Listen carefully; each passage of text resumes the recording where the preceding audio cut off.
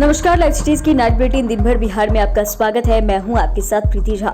खबरों की शुरुआत करेंगे, लेकिन उससे पहले एक नजर डालते हैं आज की सुर्खियों पर। राजकीय सम्मान के साथ सुशील मोदी का हुआ अंतिम संस्कार। सुशील मोदी को याद कर भावुक हुए पीएम मोदी और सीएम नीतीश पर तेजस्वी का बड़ा बयान। उनके निर्देश पर ही बीजेपी से लड़ रहे पिता की तरह मस्खरी करने में लगे हैं तेजस्वी। कुशवाहा ने कसा तंज। खुद के ऊपर केस दर्ज होने पर भड़के सहनी। मंत्री ने पवन सिंह को चेताया, नामांकन वापस नहीं लिए तो होगी कार्रवाई। मर्डर केस में आरजेडी विधायक रितलाल यादव को बड़ी राहत। केके पाठक का नया फरमान। खगड़िया में भीषण सड़क हादसा। बिहार में अगले 5 दिनों में बढ़ेगी गर्मी। 41 डिग्री पार जाएगा तापमान। और अब खबरें विस्तार से। सुशील मोदी के निधन पर पीएम मोदी से लेकर लालू यादव समेत सभी नेताओं ने शोक जताया है। सुशील मोदी का राजकीय सम्मान के साथ पटना के दीघा घाट पर अंतिम संस्कार हुआ। पूर्व उप मुख्यमंत्री का पार्थिव शरीर नई दिल्ली से पटना विशेष विमान से हवाई अड्डा पर उतारा। पार्थिव शरीर को लेने के लिए भाजपा के कई वरिष्ठ नेता हवाई अड्डे पर पहुंचे थे। भारी भीड़ के साथ पार्थिव शरीर को राजेंद्र नगर इलाके में उनके आवास पर ले जाया गया। अंतिम संस्कार में जेपी नड्डा समेत भाजपा के कई बड़े दिग्गज नेता शामिल हुए। बिहार के पूर्व डिप्टी सीएम सुशील कुमार मोदी के निधन से बिहार से लेकर दिल्ली तक शोक की लहर है। वहीं सुशील कुमार मोदी के निधन में मुख्यमंत्री नीतीश कुमार भी काफी दुखी हैं। नीतीश कुमार ने सुशील मोदी को लेकर अपनी भावनाएं जाहिर की और खुद को मर्माहत बताया है। नीतीश कुमार ने सुशील मोदी को लेकर अपनी भावनाएं जाहिर की और खुद को मर्माहत बताया है। नीतीश कुमार ने सुशील मोदी की धर्मपत्नी जेसिस जॉर्ज से फोन पर बात कर उन्हें सांत्वना भी दी है। नीतीश कुमार ने सुशील मोदी को अपना दोस्त और जेपी आंदोलन का सच्चा सिपाही बताया। वहीं नीतीश कुमार की तबीयत ठीक नहीं होने के कारण आज उनके तमाम कार्यक्रमों को रद्द कर दिया गया। तेजस्वी ने नीतीश को लेकर बड़ा खुलासा करते हुए कहा कि वह आज भी उनके साथ हैं, उनका आशीर्वाद उन्हें प्राप्त है। तेजस्वी यादव ने कहा कि नीतीश कुमार जी ने उन्हें कहा था कि बीजेपी 2014 में आई और 2024 में जाएगी। नीतीश जी भी यही चाहते हैं और हम उन्हीं के अनुसार काम कर रहे हैं। वहीं मोकामा के पूर्व विधायक अनंत सिंह के पैरोल पर सवाल उठाया है और कहा है कि चुनाव को प्रभावित करने के लिए ही पैरोल दिया गया है। उन्होंने कहा कि चुनाव आयोग से इसकी शिकायत की गई है। उन्होंने कहा कि जो लोग जंगल राज चलाते हैं वही लोग जंगल राज कायम करना चाहते हैं। उनका चेहरा अब उजागर हो गया है। काराकाट लोकसभा सीट से एनडीए उम्मीदवार कैंडिडेट उपेंद्र कुशवाहा ने आरजेडी नेता तेजस्वी यादव पर तंज कसा है।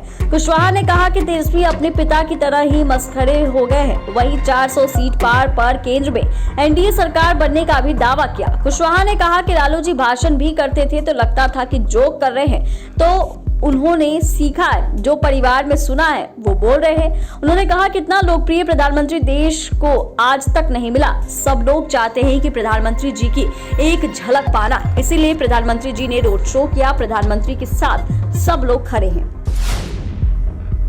बीजेपी की तरफ से खुद के ऊपर केस दर्ज करने पर मुकेश सहनी ने भी बीजेपी के खिलाफ कंकड़बाग थाने में मामला दर्ज कराया है। सहनी ने बीजेपी को सबसे बड़ी झूठा पार्टी बताया। सहनी ने कहा कि मामला यह है कि भाजपा को पहले हमने कहा था कि झूठ फैलाने वाली पार्टी है। उन्होंने झूठ फैलाया कि वीआईपी के प्रदेश अध्यक्ष अशोक चौहान ने बीजेपी ज्वाइन कर लिया, जबकि अशोक चौहान हमारी पार्टी के कोई भी पदाधिकारी रहे ही नहीं। वहीं सुशील मोदी के निधन पर कहा कि यह बहुत ही दुखद है। हमारी उनसे काफी व्यक्तिगत संबंध रहे हैं। सुशील मोदी को पार्टी और सरकार में जो जगह मिलनी चाहिए थी वह बीजेपी ने उन्हें नहीं दिया। काराकाट लोकसभा क्षेत्र के एनडीए प्रत्याशी उपेंद्र कुशवाहा के चुनाव प्रचार में पहुंचे बिहार सरकार के पर्यटन मंत्री प्रेम कुमार ने निर्दलीय प्रत्याशी पवन सिंह को लेकर बड़ा बयान दिया है। मंत्री प्रेम कुमार ने कहा कि अगर पवन सिंह नामांकन वापस नहीं लेते हैं तो पार्टी अवश्य कार्रवाई करेगी। काराकाट संसदीय क्षेत्र पे पवन सिंह की उम्मीदवारी भाजपा के लिए गला की हड्डी बन गई है। उन्होंने बताया कि अभी तक भाजपा के विरोध जो भी लड़ा है उस पर पार्टी ने कार्रवाई की है। कुशवाहा की जीत को लेकर मंत्री प्रेम कुमार ने कहा कि भारी मतों से जीतेंगे। बीजेपी नेता की हत्या के मामले में आरजेडी के बाहुबली विधायक रितलाल यादव को कोर्ट से बड़ी राहत मिली है।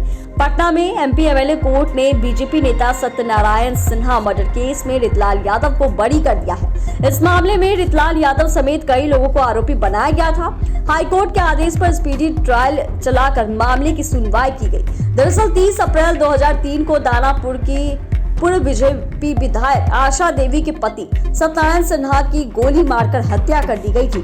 तब इस हत्याकांड को लेकर रितलाल यादव के ऊपर गंभीर आरोप लगे थे।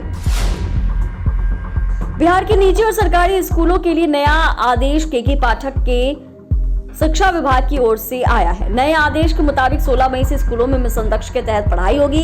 इसकी टाइमिंग भी शिक्षा विभाग ने जारी की है। इसके मुताबिक सुबह 6 बजे से दोपहर 12 बजे तक शिक्षण कार्य चलेगा। 12 बजे के बाद से टीचर स्कूल के कमजोर बच्चों को मिशन लक्ष्य के तहत पढ़ाएंगे। यही नहीं, बच्चों की कॉपियों की जाँच भी करेंगे। इसके बाद ही शिक्षक अपने घर को जा सकेंगे, यानी 1:30 बजे के लगभग शिक्षकों की छुट्टी होगी।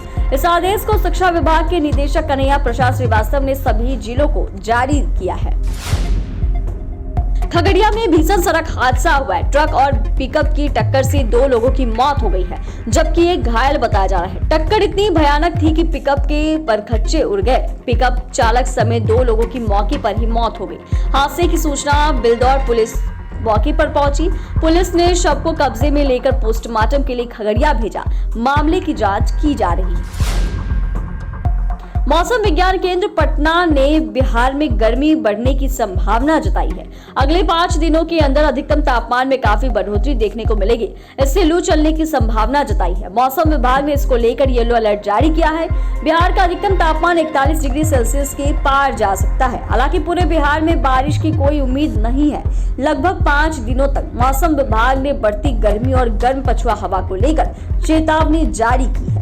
चैनल को सब्सक्राइब करें, फेसबुक पेज को लाइक करें। धन्यवाद।